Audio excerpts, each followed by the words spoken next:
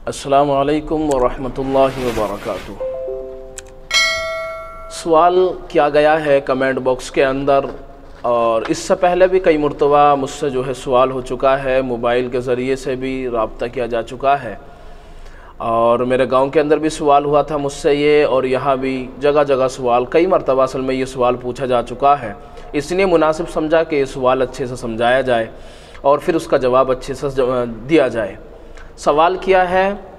क्या साली से ज़िना करने से निकाह टूट जाता है या निकाह बाकी रहता है? हमने सुना है कि ज़िना करने से निकाह टूट जाता है, तो याद रखें ज़िना कबीरा गुनाह है। ज़िना करने से अल्लाह तबारक व तआला ने ज़िना के सिलसिले में सूरह नूर में ये बात बयान फरमाई है, अज़्ज़ानियतु वज़्ज़ानी फ़ज्लिदू कुल्ला वाहिद मिनहुमा मिअत जल्दतिन वला ताख़ुज़कुम बिहिमा। कुरान करीम ने बयान फरमाया, ज़िना करने वाली औरत, ज़िना करने वाला मर्द, इनको कोड़े मारे जाएंगे। अब देखो, ये जो ज़िना करना है ये गुनाह कबीरा है, बहुत बड़ा गुनाह है। लिहाजा अगर कोई साली के साथ ज़िना कर ले तो फिर उसके लिए ज़रूरी है कि वो फ़ौरन एकदम तौबा और इस्तिग़फ़ार करे, अल्लाह के हुज़ूर तौबा करे। नीज़ अजनबिया के साथ जिस तरह से ज़िना के जो अहकाम जारी होते हैं वही अहकाम इस शख्स के ऊपर भी जारी होंगे जिसने अपनी साली से ज़िना किया है। लिहाजा अगर शरई गवाहों या इकरार ज़िना की वजह से अदालत में ज़िना साबित हो जाए तो फिर काजी ऐसे शख्स को संसार करेगा, यानी पत्थर मार मार करके हलाक कर देगा, तबाह कर देगा, बर्बाद कर देगा। इसी तरह अगर इस बदतरीन फ़िल को जायज़ और हलाल समझ कर किया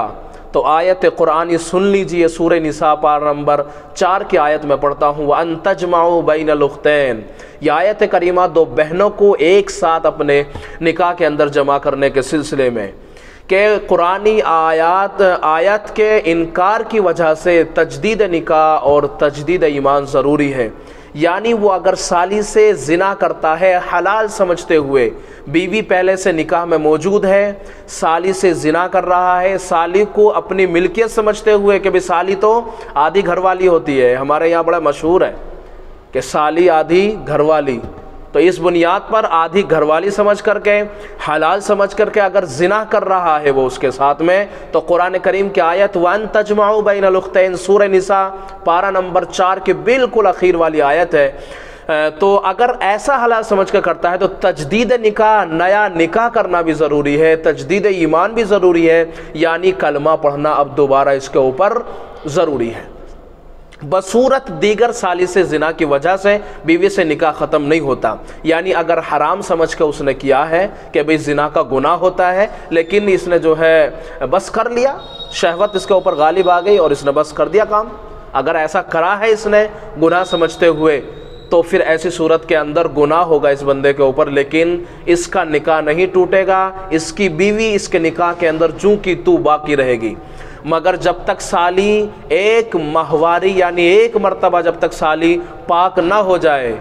एक मरतबा हैज़ ना आ जाए, माहवारी ना हो, उस वक्त तक वो अपनी बीवी से हम बिस्तरी की शरअन इजाज़त नहीं है, यानी हम बिस्तरी नहीं कर सकता। और अगर साली को इसके ज़िना से हमल ठहर गया,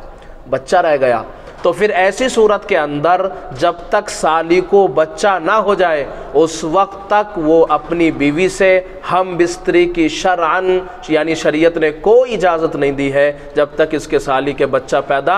ना हो जाए। इस मसले को नकल किया है और इस मसले को शाये किया है दारुल इफ्ता जामिया उलूम इस्लामिया अल्लामा मोहम्मद यूसुफ बिन नूरी टाउन पाकिस्तान ने, और फतवा नंबर हम इंशाअल्लाह स्क्रीन पर लिख देंगे,